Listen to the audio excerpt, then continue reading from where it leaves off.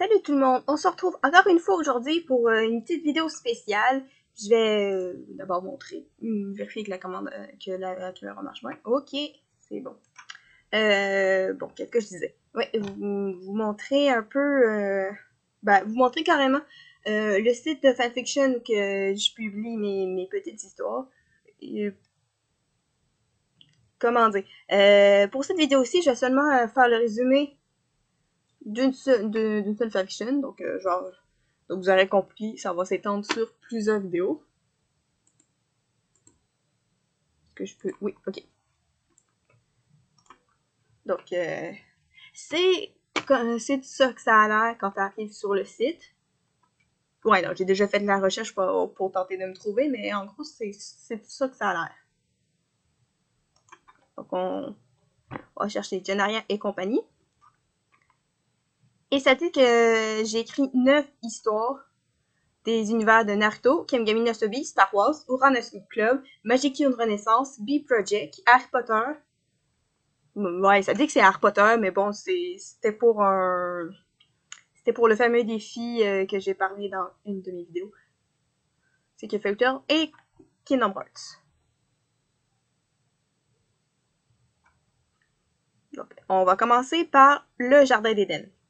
Jardin d'Éden, le nom de la première saison de ma fanfic de Kemigami no Sobi, qui vient en lien tout de suite avec le dessin animé japonais du même nom, qui s'appelle Kemigami no Sobi. En gros, c'est à peu près la même histoire. Je vais vous raconter l'histoire de l'anime en premier, et ensuite, on lira ensemble le résumé de la fanfic. Tout commence avec une fille qui vit au Japon, dans un temple, qui a dit qu'elle est quand même proche des dieux. Donc, je parie qu'elle parlait des 7 divinités du bonheur. Alors, c'est une journée normale, elle revient de l'école. Je pense que c'était la dernière journée d'école, probablement. Et déjà, la jeune fille s'appelle Yui. Je voulais vous montrer une image.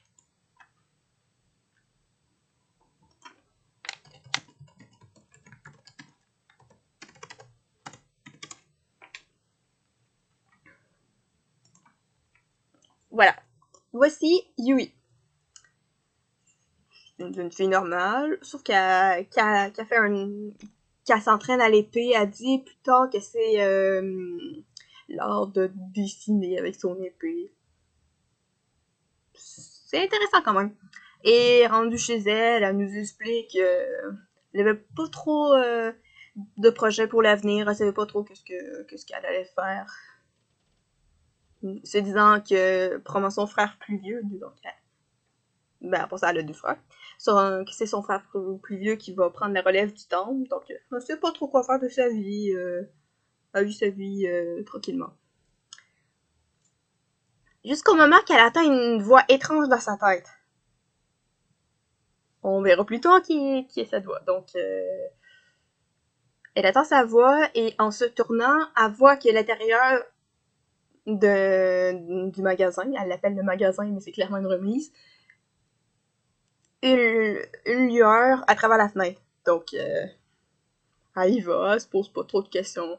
Bon, on s'entend que les personnages d'Harem et Versé sont... la fille surtout, est un peu conne. Et vous le verrez probablement si vous écoutez l'anime. Donc, elle se rend dans son magasin et elle trouve un, un coffre qui est relié et c'est ça qui l'a attiré au premier coup d'œil. Que ça a reflété dans sa fenêtre. Et là, elle ouvre la boîte, elle se pose pas trop de questions. Et elle trouve une épée. Une épée bleue, d'apparence simple. Et c'est elle qui faisait illuminer le coffre et plutôt la fenêtre. Donc, ensuite, elle touche l'épée. Ben oui, dans un contexte de même, tu touches pas dans ce genre d'objet-là quand tu trouves ça louche. Et ailleurs, après qu'elle l'ait touché, il y a un éclair qui tombe à terre, pis elle est comme « Oh mon dieu, qu'est-ce qui se passe? » Ben, elle avait pas touché l'épée, premièrement. Et donc, l'épée se soulève, je disais, elle lévite dans les airs, et il y a un grand éclair blanc qui survient. Ouais, tout ce que tu vois dans l'anime, c'est un zoom rapide qui se dirige vers l'œil de Yui, puis qu'on voit qu'elle est surprise. Mais en même temps, quand tu te fais kidnapper par une lumière, t'es un peu surpris. Et là, elle arrive dans un endroit qu'elle a jamais vu. Elle suppose qu'elle a voyagé dans le temps, quoique ma théorie est beaucoup plus intéressante. Et c'est à partir de ce moment-là qu'elle rencontre des personnages étranges, qu'elle va finir par découvrir plus tard que c'est des dieux. Oui, les fameux dieux de la mythologie devant ses yeux. Ouais, et quand elle rencontre finalement Zeus, eh ben, elle semble pas vraiment le connaître. Je sais pas, vous les japonais, si vous êtes très familier avec les mythologies de d'autres peuples, mais si moi je raconte Zeus, je sais clairement qui est Zeus. Mais bon, vous le verrez par vous-même comment je réagis en lisant ma fanfic. Donc, Zeus explique un peu la situation à Yui, que certains dieux ils ont besoin de reformer leur rang avec les humains parce que s'ils font rien, un sombre avenir pourrait arriver. En tout cas, il pourrait avoir quelque chose de grave pourrait arriver. Alors, Zeus se fait amener ces dieux-là dans cette académie des dieux pour qu'ils apprennent c'est quoi être humain et l'amour. Ouais, parce que l'amour, c'est très important chez les humains. Donc, c'est ça. Pour ce qui est des dieux qu'elle rencontre, peut-être juste vous montrer ça. Personnages. Peut-être les voir toutes. Non, il n'y a pas Dionysos là-dedans.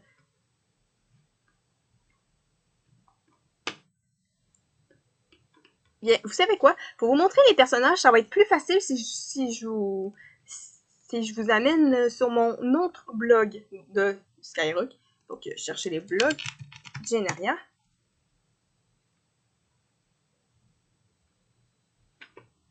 Ouais. C'est ça. Ça, c'est... Bon, c'est sûr que là, il y a juste 3 chapitres parce que c'était mon premier blog où que je publisais des fanfics avant de trouver l'autre.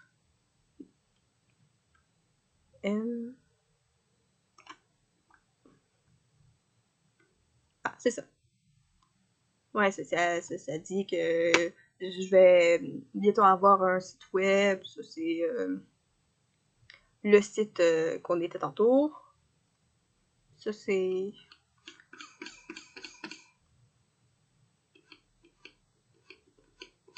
Parce que justement, j'avais mis les personnages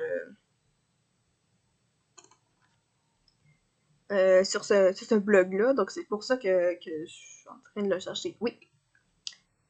Lui, c'est Thoth, qui est le dieu du savoir et de la lune, qui est aussi le bras droit de Zeus, professeur et tuteur des garçons. Je dis tuteur des garçons parce que dans ma fanfic, j'ai un prof masculin et un prof féminin qu'on voit tout juste ici, que j'ai ajouté dans ma fanfic, mais qui est pas dans l'anime principal. Donc, Thoth, comme je l'ai dit, c'est leur prof. Le genre de prof qui aime pas enseigner, qui est pas là parce qu'il l'a voulu. Il trouve tout le temps que ses élèves sont incompétents, qui niaisent tout le temps. Surtout Dionysos, lui, qui arrête pas de dormir. Ça sonne des scènes pas mal drôles. Et il compte sur Yui pour... comment dire... moi, je l'ai compris qu'il faut faire qu'il fallait lui faire des rapports...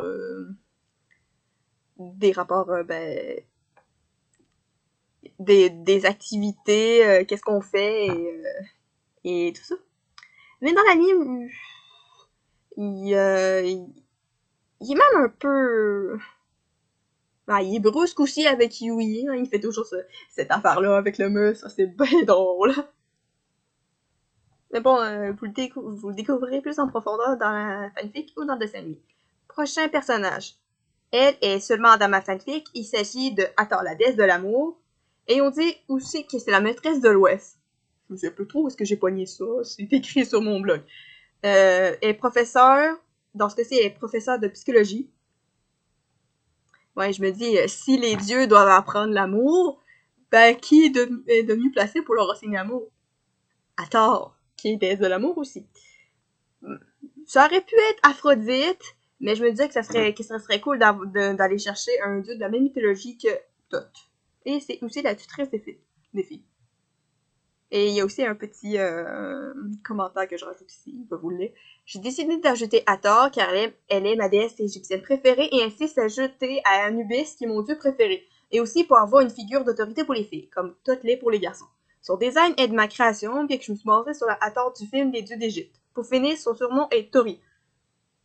Ouais, je viens de remarquer qu'ils l'ont pas vraiment appelé Tori, mais bon, c'est ce qu'il décrit. Donc lui, Anubis, le dieu des morts et de la momification, est présent dans l'anime, mais on le voit pas, il est pas encore introduit dans ma fanfic, mais tu finis par le voir plus loin dans les épisodes. Ben, des fois, tu le vois au contour des épisodes, mais il finit vraiment par être introduit dans le chapitre, non pas le chapitre, dans l'épisode de la pièce de théâtre qui est tellement drôle, je vous conseille vraiment d'aller voir. Un autre petit commentaire. Il est vrai qu'il a l'air d'un espèce de chien qui aime boire du vin dans l'anime, mais en fait, comme je le vois, c'est quand il est en forme de dieu, il est un peu plus humain, comme les autres. Il parle, il drague, tout. Il fait un bon ami ou un bon toutou, ça dépend de ses envies. En tout cas, il est digne d'être mon dieu préféré à sa manière. Ah. Et nous voilà avec les dieux japonais. Donc, le premier qui arrive, c'est mon préféré. Ouais, vous l'aurez probablement remarqué si vous avez lu la fanfic. Donc, nous avons Susanoo ou Takeru Totsuka. Parce qu'apparemment, Zeus leur a donné des noms. Ah oui, je sais pas si vous avez remarqué, mais il y a des noms de famille. Les fameux noms de famille. T'imagines-toi donner un nom de famille à Apollon? Oui, il y a juste cette manie de mettre des noms de famille et de donner d'autres noms. C'est intéressant, mais à la fois, c'est un peu inutile. Ah oui, puis il y a des noms de famille qui sont clairement imprononçables. Donc lui, c'est le dieu des tempêtes et des mers. Et on dit aussi, c'est plus Molly qui nous l'apprend, c'est aussi le dieu de la poésie. Ouais, tu compares la poésie qui nous fait penser au calme, à la sérénité, là tu passes au dieu des tempêtes qui est souvent impétueux. Non, tempétueux. Susceptible, ce genre de choses-là, tu te dis, ça m'étonne qu'il soit le dieu de la poésie. Mais bon. Et j'imagine qu'il fait de très beaux poèmes.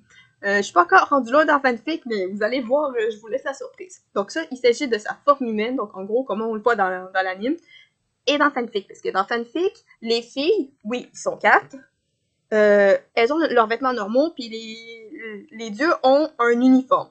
Et comme je dis dans l'anime, la fanfic, j'adore sa veste. Oui, j'adore le vert. Et finalement, sa forme divine, elle a l'air de ça. Et je trouve ça vraiment génial. Ah, sérieux, sa tenue, elle fit bien avec lui. Et avec cette longue couette. Ce que j'ai remarqué aussi, c'est que quand les dieux sont en forme humaine, ils ont une autre couleur de yeux, différente, mais quand ils sont en leur forme originelle, c'est-à-dire la forme divine, ils ont tous les yeux dorés, sauf le frère de Takeru, Tsukito Totsuka, ou Tsukuyomi, de la lune. Il a les yeux dorés, qu'ils soient en forme humaine ou en forme divine. Donc, le voilà. C'est un personnage qui a aucune émotion. Parce qu'il peut avoir des émotions, mais il l'affiche pas. Ouais. C'est intéressant comme personnage quand même. Et ça fait étrange en même temps de s'imaginer être en présence de lui. Son aura neutre fait peur un peu. Et ça, c'est de qu'est-ce qui a l'air en forme divine. Le kimono et tout ça. J'avoue, ça y fait bien. Donc on voit le symbole de la lune ici. Et la troisième des dieux japonais, il s'agit de Amaterasu, ou Amaterasu, peu importe comment on le prononce. qu'on appelle Akira Totsuka, et elle est la déesse du soleil des Japonais. Pourquoi elle est pas dans l'anime, me direz-vous? Eh bien, ils ont juste décidé de pas la mettre. Par contre, elle est là dans le jeu. Le seul problème, c'est... Oh, justement, je l'explique ici. Je l'explique après. Donc, voilà sa forme divine, de quoi ça a l'air. Arrangé pour que ça soit une fille dans la fanfic. Et ça, c'est... Ça, c'est son civil.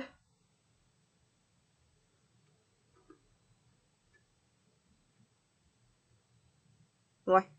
Bon, son civil, probablement, comment qui va être habillé dans saison 2. Et voilà, je vous l'explique ici. Dans le jeu original, donc oui, l'anime a été basé du jeu de drague qu'on appelle Otome Game. Du jeu de Game no Sobi. Revenons là-dessus. Amaterasu est un gars. Donc c'est pour ça que quand il est en dieu, il est torse nu. Mais dans la fanfic, c'est une fille. Alors il suffit seulement de l'imaginer plus habillée. Pour ce qui est de son caractère, elle est aussi gentille que Baldur et très protectrice envers ses petits frères. Finalement, Akira est une grande amie sur qui on peut compter. Ok, le truc que je précise pas, c'est... Bien oui, ils ont travesti une déesse pour en faire un gars parce que c'est un harem inversé puis qu'il faut avoir plein de gars qui courent après la fille. Ouais. Et je sais pas si vous avez remarqué aussi, mais Takeru, il est pas aussi proche que sa sœur qu'il l'est avec son frère. Et ça, on va découvrir, vous allez le découvrir dans le fanfic ou dans l'anime. Bon, peut-être pas dans l'anime, parce qu'il n'y a pas dedans. Mais vous allez le découvrir dans fanfic. Si vous l'alliez, et vous allez. Donc, ensuite, nous arrivons aux dieux nordiques. Donc, le premier, c'est Baldur, le dieu de la lumière, et on découvre aussi qu'il est aussi le dieu de la destruction. On verra plus, vous allez voir dans fanfic si vous la lisez. Je pense que j'ai trouvé une bonne manière de l'expliquer autrement que dans l'animé, parce que dans l'animé, c'est un peu, ça part tout croche. Bon. Ça, c'est sa forme humaine avec ses cheveux blonds et ses yeux bleus. Et ça, c'est sa forme divine, que ce soit pour le dieu de la lumière ou le dieu de la destruction, c'est la même chose, avec ses cheveux blancs et ses yeux dorés. Donc, il y a des yeux dorés. Ah! Le fameux Loki, qu'on appelle le dieu du feu. Donc, c'est de ça qu'il a l'air. Oui, s'imaginer Loki avec une longue tresse, c'est difficile à croire, mais oui, c'est comme ça qu'il est dans cet animé, dans ce jeu.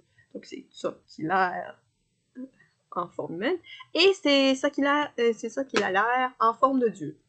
Perso, je trouve son design vraiment cool. Pas aussi cool qu'Itakiru, mais il rejoint. Et il y a un peu et ses cheveux sont dégradés jaunes. C'est cool. Oui, il porte des talons. Ne me demandez pas pourquoi. Ensuite, le dernier des dieux nordiques, nous avons Thor, le dieu de la foudre. Oui, le fameux Thor. Ouais, d'ailleurs, je fais un lien avec Crystal Sword en fanfic, vous irez voir ça. Donc, voilà ce qu'il a l'air, avec un petit éclair ici pour présenter la foudre, c'est vraiment cool. Et voici de quoi il a l'air en forme de dieu. Et bizarre, je vois pas son marteau. Ouais, parce que Thor sans son marteau, c'est pas vraiment Thor. Et je pense qu'il y a une tresse. Ah, voilà, la tresse ici en doré. Vous l'avez pas vu.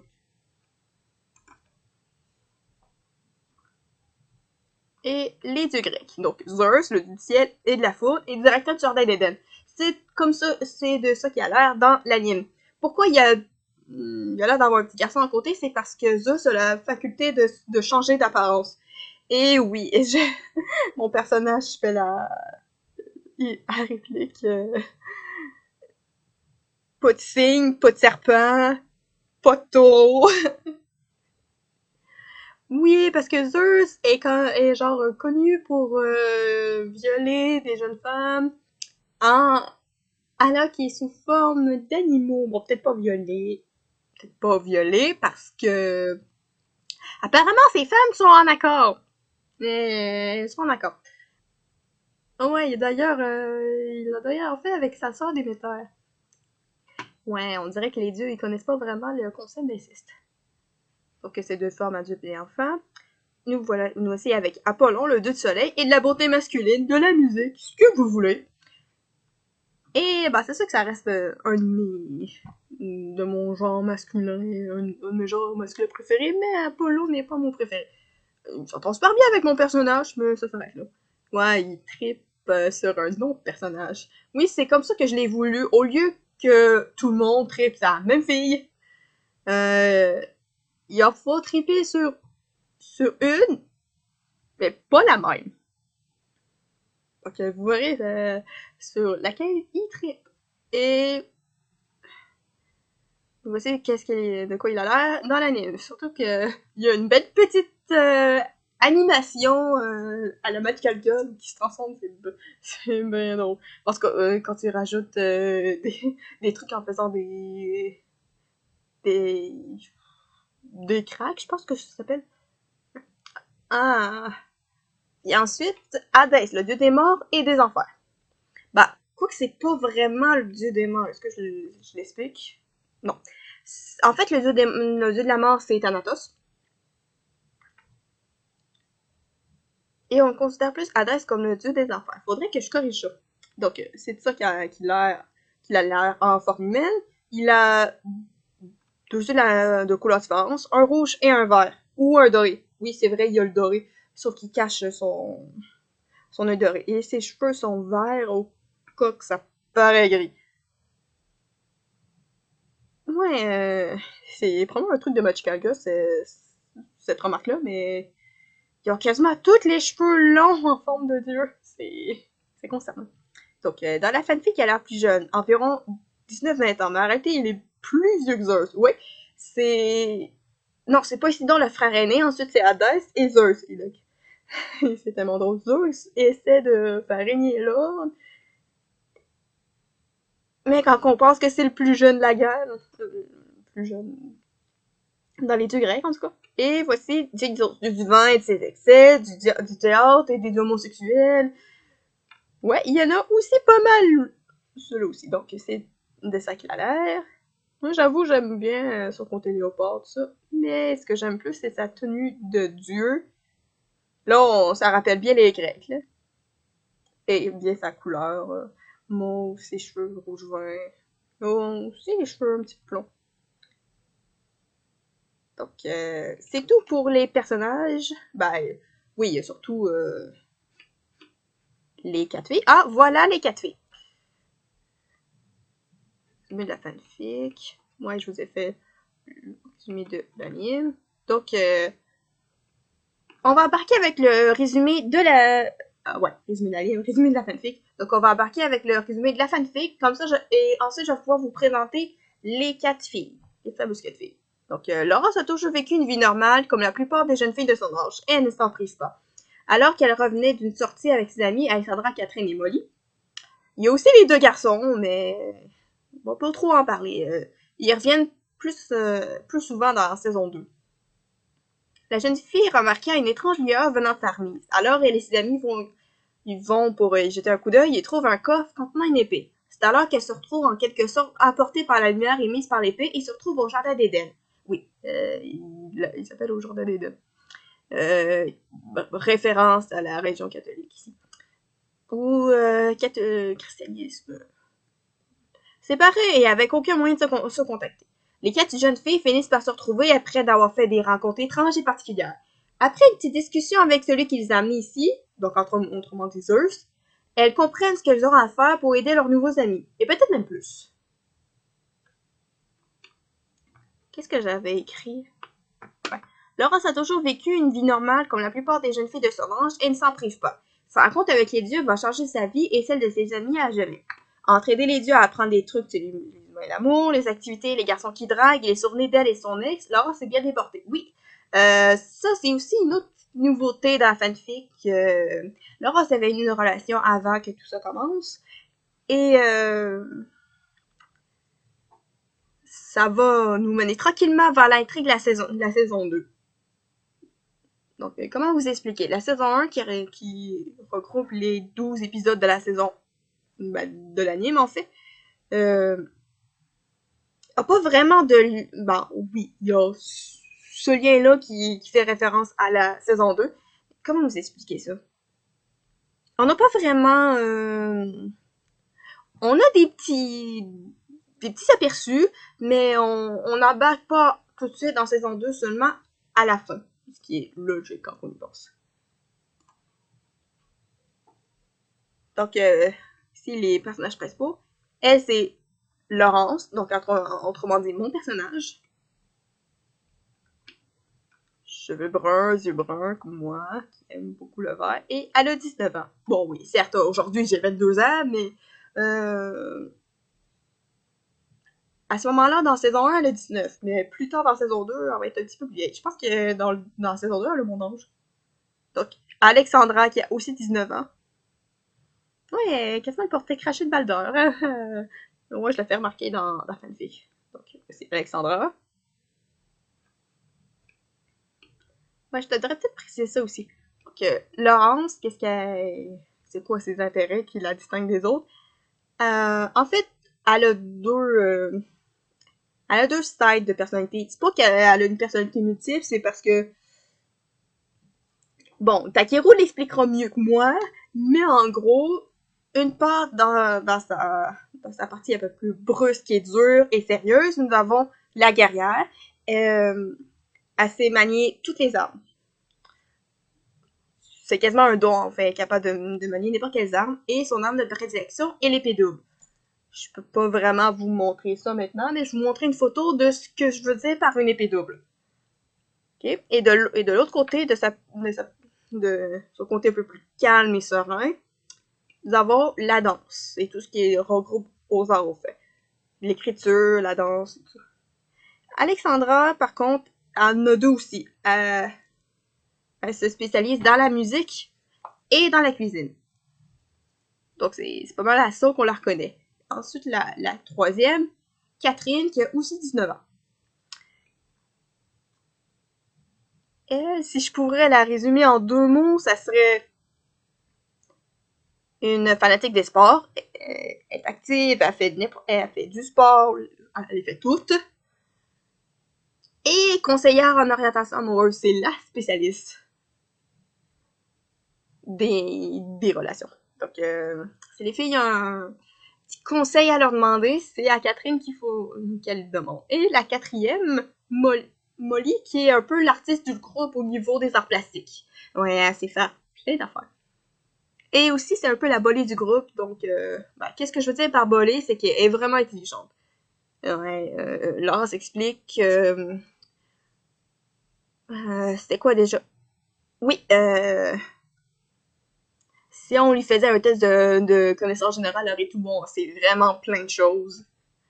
Ce qui dépanne bien des situations. Oui. Ça me rappelle ces moments drôles de la fanfic que Apollon est tout le temps en train de demander c'est quoi ça, c'est quoi ça, c'est quoi ça, puis c'est tout le temps Molly qui y explique. Ouais, pourquoi elle a 18 ans, c'est parce que... Ben en fait, la, la, l'explication la plus sensée, ça serait qu'elle a sauté une année parce qu'elle est vraiment intelligente. Oui, et surtout parce que je voulais que les quatre filles soient au bal des finissants en même temps.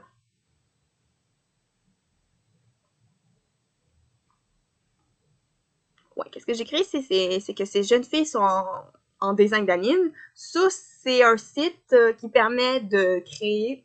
Ben, c'est des jeux qu'on appelle des manga creators. Tu peux créer des personnages à partir du site qui te propose. Ça s'appelle Rinmaru Games. Je vous invite à aller regarder ça. Donc, ces quatre filles sont basées sur moi et mes amis. Éventuellement, quand on va pouvoir se revoir, je vais leur faire une petite interview. Donc, vous pourrez les voir en vrai, comme moi. Donc, c'est beau pour ça, je pense. Ok, merci Skyrock. Donc, j'espère que cette petite présentation vous aura plu et que ça va vous avoir donné envie d'écouter l'anime ou de lire la fanfic. Qu'est-ce que je veux dire? Oui, vous n'êtes pas obligé d'écouter l'anime pour comprendre ce qui se passe dans fanfic parce que j'ai rajouté plein d'affaires nouvelles. Et j'ai pas fini la saison 1. Je suis rendue à écrire le chapitre 13. Il me reste 2 scènes à écrire et je vais pouvoir le publier. Et je vais aussi vous dire dans ma prochaine vidéo. Prochaine vidéo ou la prochaine encore, je sais pas. Parce que je vais publier en même temps le nouveau chapitre de la fanfiction de Star Wars. Ouh, oui. Oui, je l'aime bien. Je pense que c'est la fanfiction qui comptait le plus de répliques humoristiques de ma poche. Ouais. Donc, comme vous l'aurez compris, je prévois de faire une saison 2 et probablement une saison 3. Je sais pas trop comment je vais organiser mes affaires, mais j'ai quand même j'ai beaucoup d'idées. J'ai beaucoup d'idées pour la suite. Et vous serez gâtés, mes chers amis. Pas à peu près. Donc, c'est tout pour le premier résumé de la première fanfic. Donc, je vous laisse avec le message de fin. Salut!